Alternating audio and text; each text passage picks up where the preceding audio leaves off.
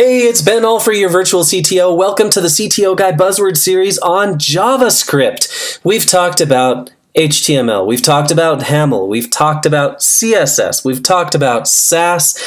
Now we're finally ready to talk about the holy grail of everything, JavaScript, that ties the CSS and the HTML together to make a dynamic web application front end. You're going to see it come to life in front of you in the next 10 or so minutes. Now, I've been in this code pen working in this code for some previous tutorials, but I'll tell you what, let's blow everything away. We're going to take all this CSS out of here. So this is back to just plain old HTML. And instead of using this, instead of using our own, we're going to add Bootstrap.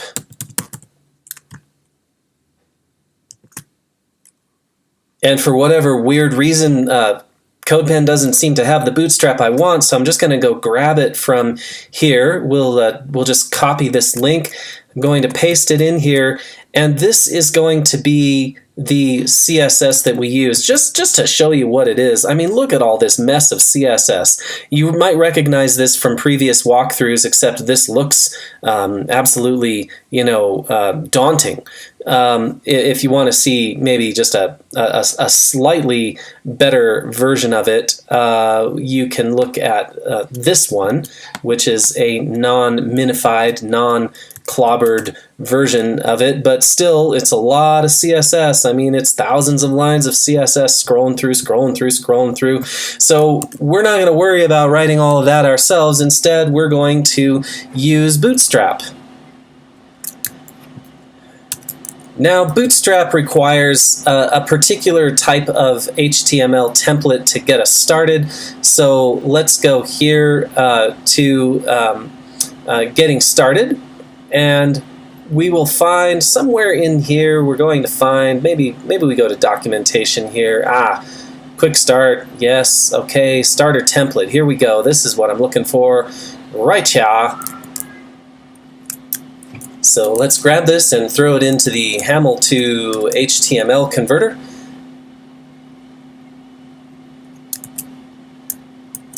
Grab that stuff. We'll put it in here.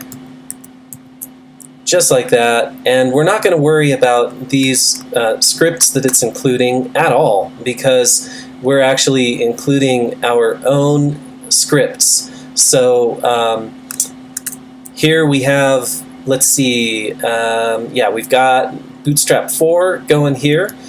This is why it wasn't working. This is the JavaScript for Bootstrap. We don't need the JavaScript. Let's go to cdn.js again and pull the correct Bootstrap library. We don't want JavaScript. This is a JavaScript tutorial, and we do want it for that, but we are going to use the CSS instead here, like that, and then we are going to also pull in the Bootstrap JavaScript that is right here. Although, you know what, we don't even need it for what we're doing, so we'll leave it alone. Okay, so we have now a template that's designed for Bootstrap, which isn't that spectacular, and we have no CSS and we have no JavaScript at this time. I just want to demonstrate very quickly how to make a dynamic web interface. So let's begin by creating a few buttons here. We'll call it button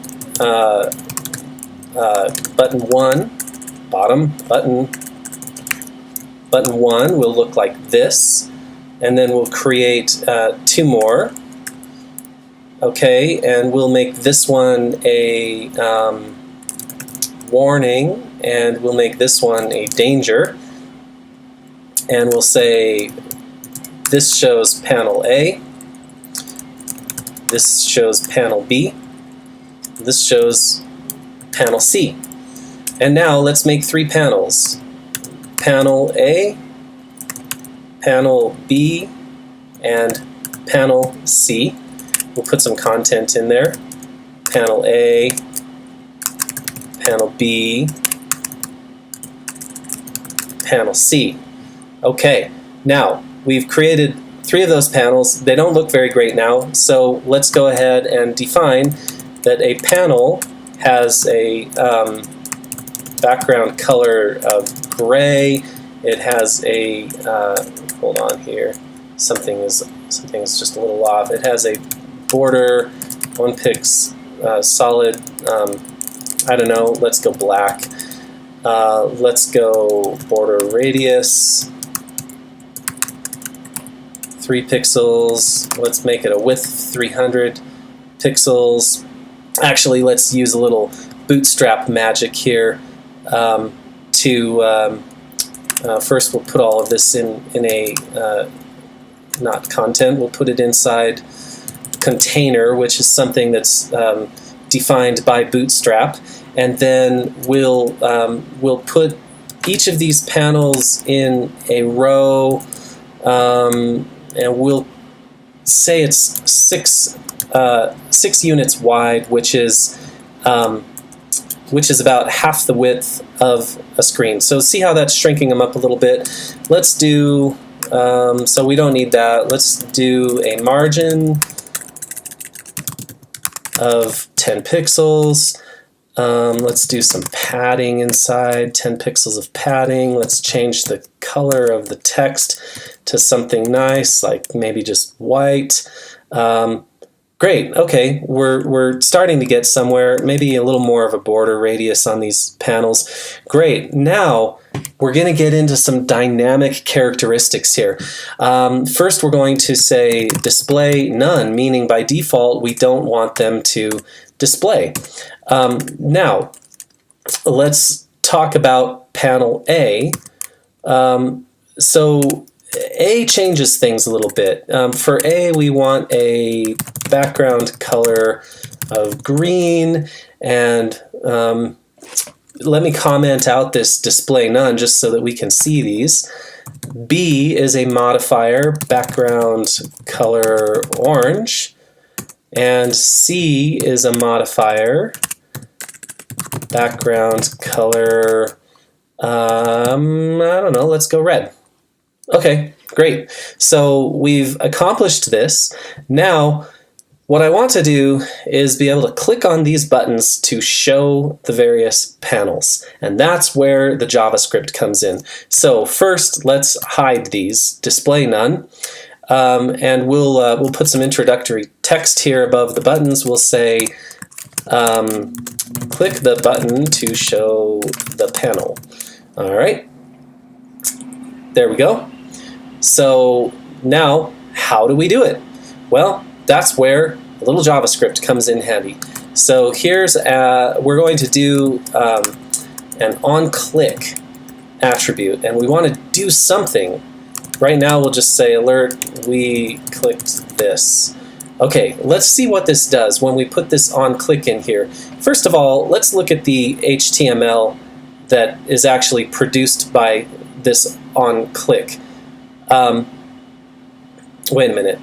It has something has failed here. Oh, there's a little syntax error. Okay, there we go. Let's see now if we can refresh. Let's view the frame source again here. All right, here we go. So it produced this on-click attribute for this button. So let's see what it does. We click it, it says we clicked this. Great, so we have something interactive. Now it would be great if we could somehow have some visibility. So let's create a class called visible where display block is happening. Now what we'd like to do is for these blocks A, B, and C, we would like to be able to add a visible attribute to the panel when it's time to display it. Something like this, right? I had to correct a few typos. Here we go. So we would like to somehow be able to add this class, but add it dynamically, right? If we paste it in there, we can see what it does, but how do we add it dynamically? Well, that's where the JavaScript comes in. Right, so here we go, a little bit of JavaScript, get elements by class name, get panel A, and mark it as visible. Great, let's test it out, see if it works. Ooh, look at that, nice. Now it would be nice to, if we clicked it again, if it would disappear. It would also be nice if we could click on the other buttons to make them do something. So let's do that. We'll copy this same code to panels B and C, but we'll change it to C and to B. And now let's see what happens. Panel C, panel B, panel A. Now, it would be even nicer if we could make it so that when we clicked panel B, it closed panels A and C. Let's try that. We'll put a query selector bit of JavaScript in here to remove whatever has the visible class in it. And let's see what this does now. Oh, we have some syntax errors. Hold on here. We have some syntax errors. You know, these quotes, everything's really picky, right? This is part of being a programmer, is just enduring the pickiness of computers. So we'll go ahead and put these in. Now we'll click on panel A first. Okay, great. And we'll click on panel B, and we'll click on panel C, and now you're starting to see the beginnings of a web application. Now this is really messy JavaScript. It was even hard to make this video because working with just bare bones JavaScript is pretty tough. So now in the next section of this buzzword series, I'd like to introduce some more powerful JavaScript.